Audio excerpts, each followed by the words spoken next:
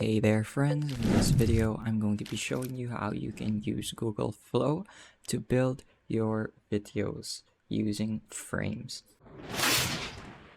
So I've got a few pictures uploaded here, and these are my ingredients as Google likes to call them.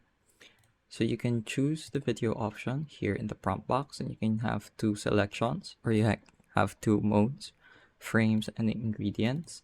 I'm going to be using frames because I've already generated a few frames.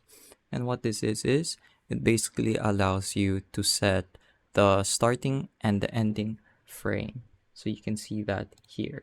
So in the start, I'm going to choose on frame 1, and then at the end I'm going to choose an unedited version of frame 2. So I'll be using this one because I really like the text, although the airplane could be a little bit bigger. It doesn't have to be perfect right now because Google's generation will take care of imperfections for us. So now I want to create some text. I want to create a prompt. So I'm going to write my prompt to describe what I want to see.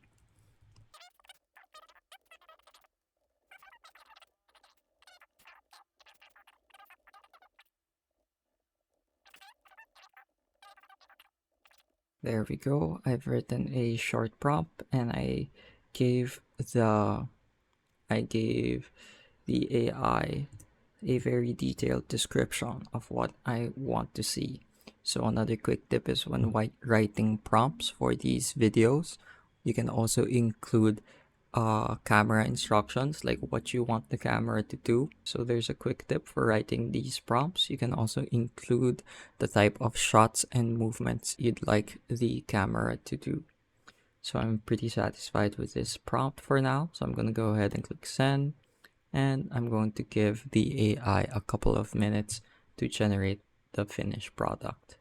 As you can see, by default, it usually generates two samples and you can choose which one fits best. Okay, mic check. We're back and the video has finished generating, so let's go ahead and give one of these a watch.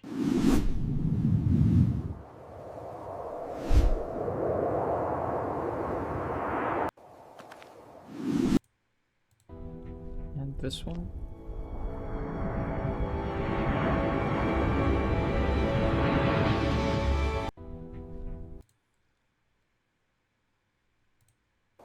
Let's go back to this one. I like the way this one was done. It's really smooth. There aren't a lot of imperfections, although it did fail to capture the last bit about how I wanted it to pan upwards.